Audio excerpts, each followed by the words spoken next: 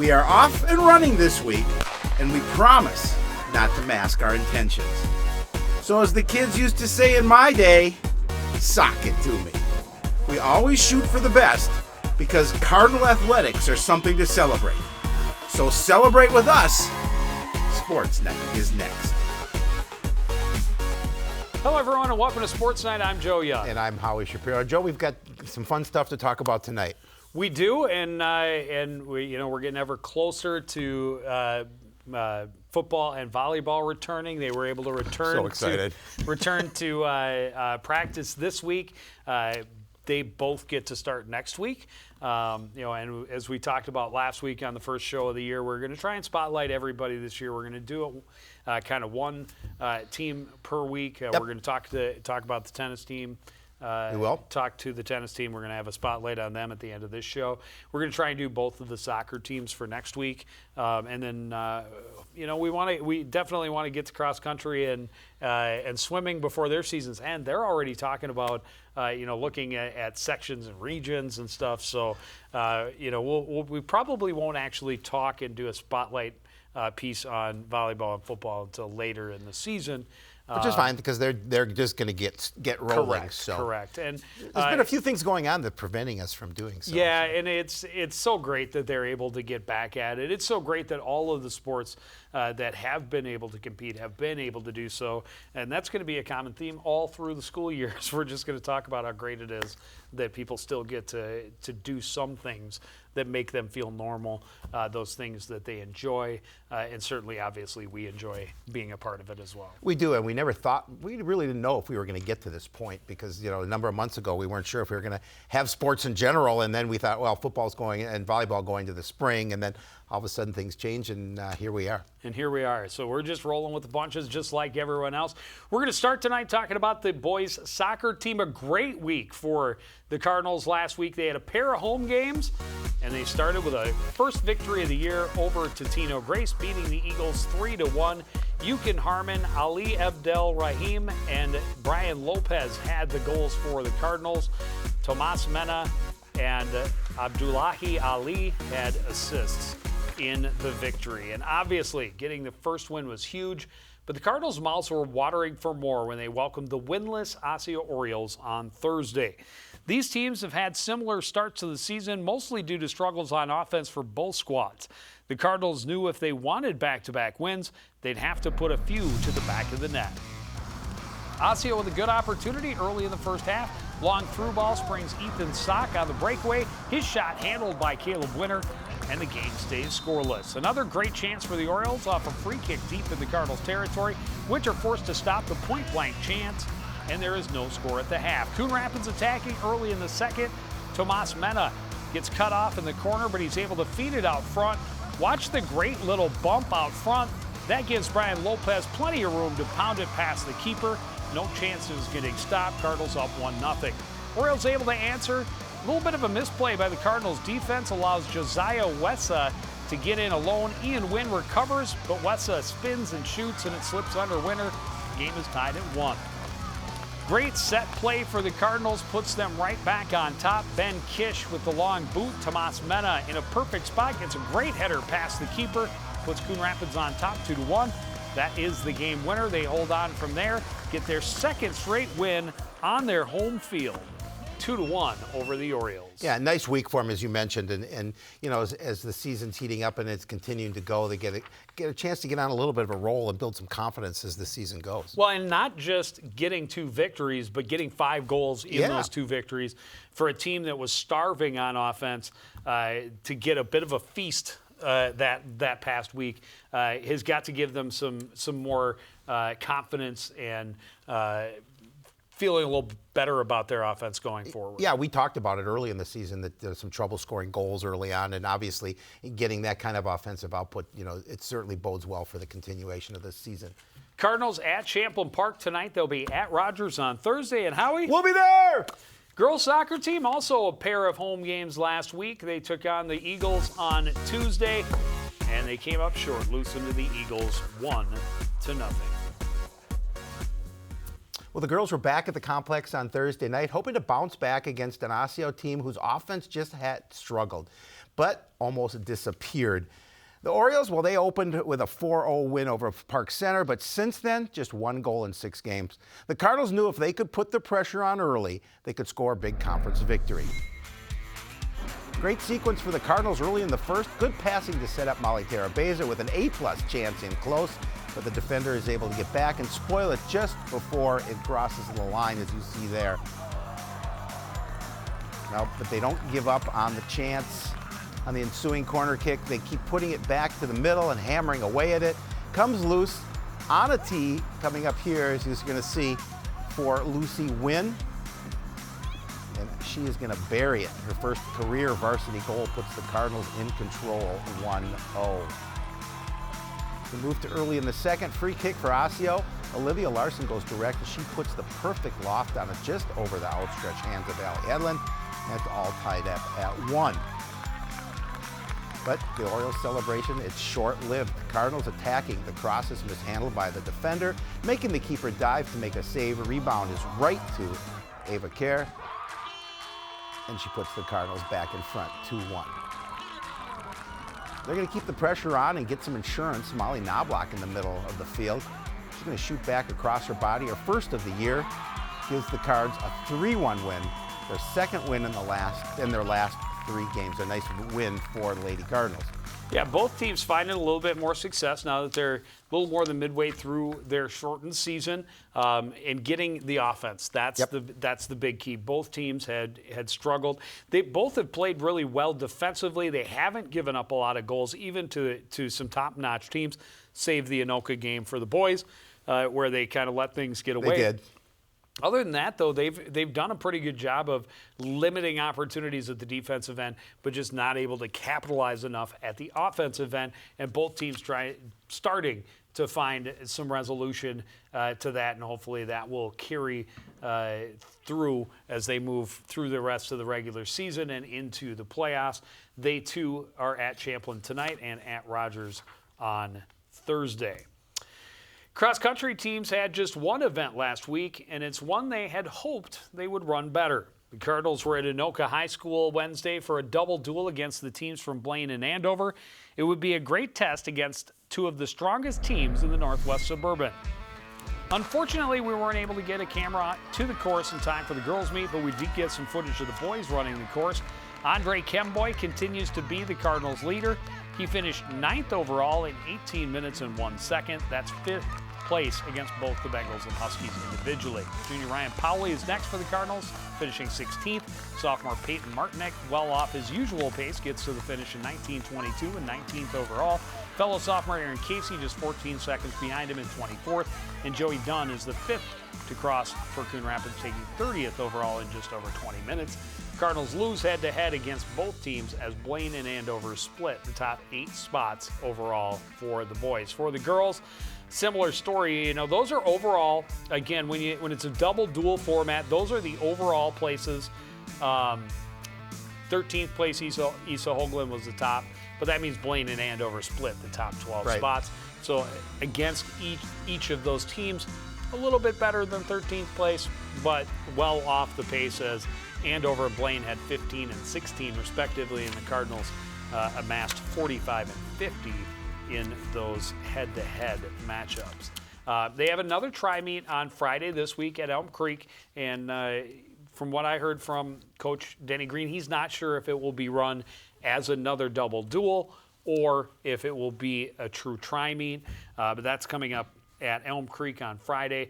The full Northwest Suburban Conference meet will be next Wednesday, the first time they've had the whole conference in one race this season, and they will do it a little differently. They're going to do, I think, 2 different groups of 6 teams at a time, so there's not quite as many all out on the course at the same time.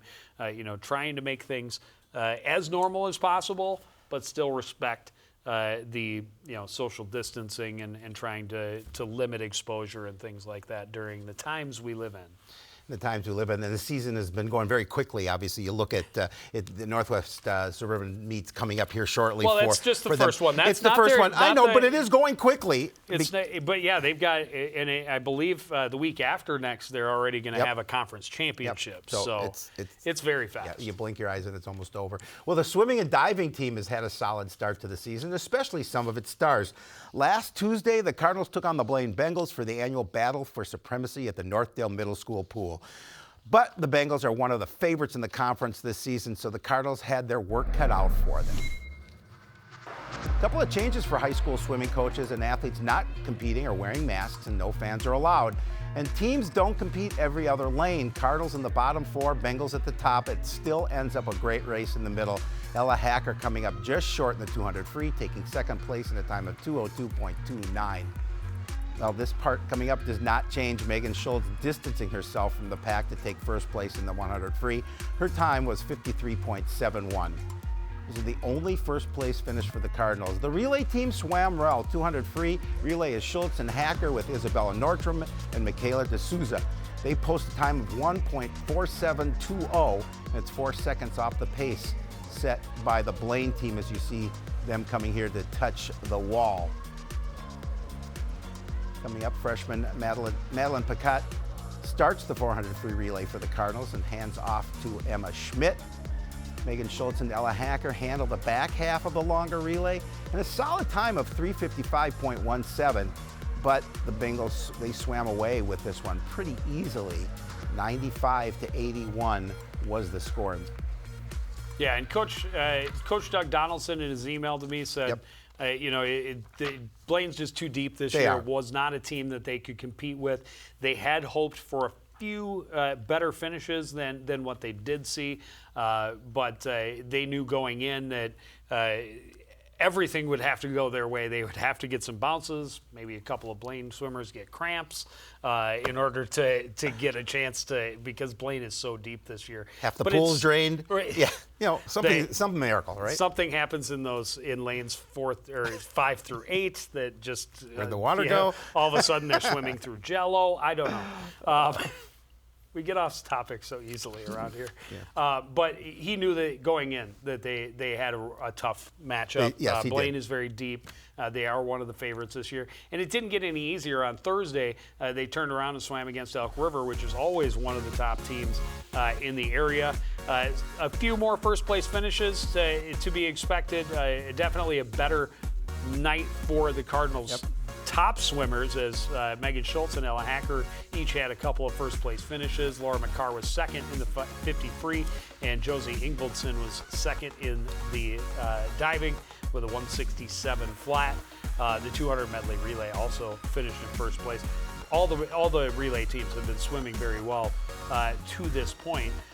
But again, Elk River, another team that has that depth. When Cardinals win that many first places, but Elk River is taking second, third, fourth, they end up getting more points in each event. So depth is the difference. It's huge between what the Cardinals have right now and what some of the other teams in the conference do. But certainly top end talent, Cardinals have plenty of it, and it should be exciting to see how far some of these girls can go when we get to the end of the year. And they do have sections, and hopefully state, and hopefully everything goes off swimmingly, and there are no problems. No question. Cardinals are at Anoka tonight. They host Osseo next Thursday. Well, the tennis team, as we talked about last week, a lot of action already. Very young team. They lost a great group of seniors last year, and then the shortened season hasn't helped. But they are doing what they can to move forward. But when you see teams like Centennial, it makes things difficult.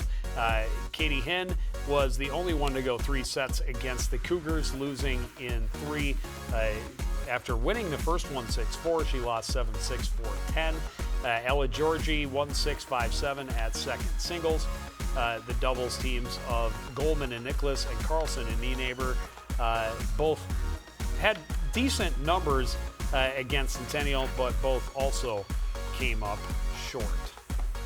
Well, a more evenly matched opponent for the Cardinals on Thursday when they traveled to Anoka to take on the Tornadoes. This young Cardinals team has had to learn very quickly. They've opened their schedule facing several of the top-ranked teams in the area. A matchup with the Tornadoes gave them an opportunity to get another win. We start at first singles. Caitlin Severson starting for the Cardinals in the far court. Got a little help from the top of the tape for that point. Now in the near court, good approach and a great cross-court winner, but Severson loses 3-6, 2-6.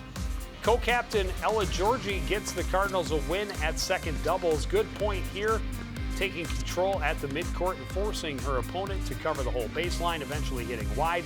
Georgie wins 6-3, 6-3. Big three-set win for Katie Hinn at third singles. She won the first set 6-1, and after losing the second 3-6, she scored the victory with a convincing 6-2 win in the third set. Abby Ness lost in straight sets at four singles, but the first doubles team of Kelsey Goldman and Emily Nicholas scored the team's third win with a hard-fought 7-6, 6-4 victory. Second doubles, Brooklyn Nienaber controlling this point for the Cardinals, but Nienaber and Jennifer Carlson will lose this one 1-6, 3-6. Third doubles, one of the last to finish. Rowan Tom with a quick point at the net right here, but she and Mary Olson lose a heartbreaker 6-7, 5-7. And the third singles and third doubles were the last two going. And, you know, a longer set, obviously, when you lose 6-7, 5-7, it takes some time. And, you know, obviously, they don't really know what's going on all the others, but they were that close, and they lose another one 4-3. Well, you know, they're struggling a little bit, obviously, coming into this match, only a 1-7 record, and it's heartbreaker to lose them 4-3 because you want to start building that little bit of chemistry and trying to get on that winning path, and unfortunately, they couldn't do it in that match. And I don't know if you noticed this, but I said a name during that piece that is very familiar. Yeah, Zach Nienaber's daughter, Brooklyn. Is that what you're talking about? It's official. Yeah, we're old. It's a second generation. We're so old. Second generation athlete. I'm pretty sure that's the first. That's first guaranteed second generation Cardinal that we've seen. I believe you're correct. Yikes. Yeah, we're old. We're old. There's no question. And another heartbreaker on Monday as they lost to Totino Grace 4-3. Your winners, Caitlin Severson at first singles 6-2, 6-1. Ella Georgie at second singles 6-3, 6-2. And Katie Hinn at third singles 6-1, 6-2.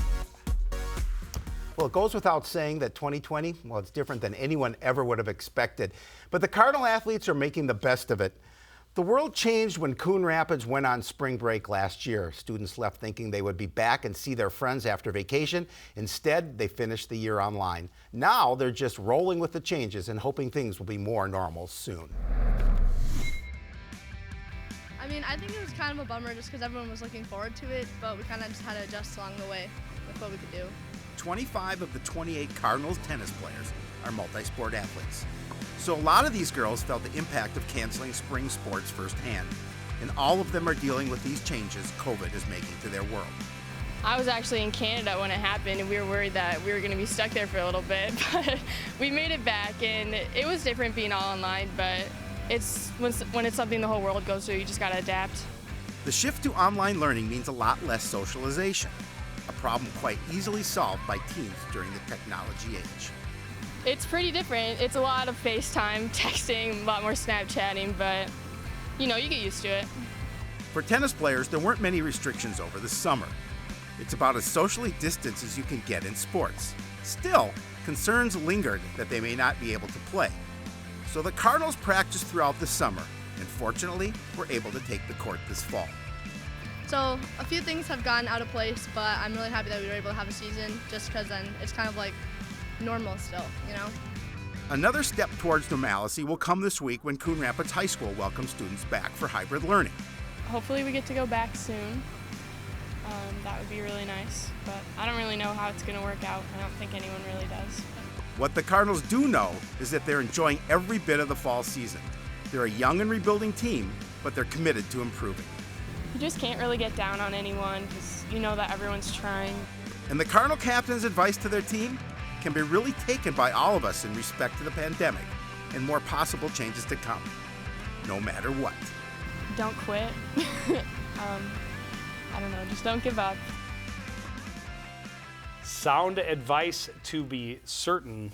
And they have just a little bit of their regular season left. They're going to be hitting tournament time by next week. Really, really close. But, you know, that's a great attitude that everyone has. And I know that that's with every team that is participating in fall sports, is that, you know, you were given an opportunity to go out and compete and just make the best of it and just compete and work hard every day.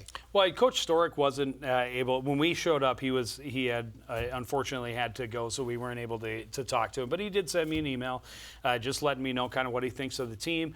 25 of their 28 kids are multi-sport athletes. Amazing. That is very impressive. I love and to see that. He's been really happy with the progress they've shown, considering how many of them are younger and newer to the sport. A couple of girls came out and played because volleyball had been pushed to the spring. All of a sudden, they had this free time, so they decided to come out and play tennis. Great. Of course, Coach Storick is going to take anyone he can. Well, of course. And he is going to try and make them fall in love with the game, because it's a lifelong sport. And you know, the girls also talked about how much they enjoy playing with him, how much better he makes it to be there, how enjoyable it is. But obviously, you know, tennis, pretty socially distant. You can play from the most of probably any sport. Most likely. Yeah. I mean, you're on the other side of the net and 40 feet away. But glad to see them competing. They're not having the success they would like, but trying to celebrate smaller successes. Well, and that's what they can do, because those smaller successes will build to the larger ones, and that's what you need. Well, and that's all we have here to out of talk time. about is small success. That's all we get. We're lucky to get small successes.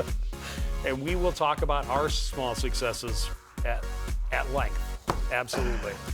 Girls and boys soccer doubleheader at Rogers on Thursday, October the 1st. Next week, another soccer doubleheader against Centennial on Tuesday the 6th. And swimming and diving, fingers crossed, on Thursday the 8th, as they host the Osseo Orioles. But that's going to do it for this edition of Sportsnight. I want to thank everybody out there for joining us and continuing to support everything we do here at CTN. For the entire crew, including Howie Shapiro, I'm Joe Young, saying good night.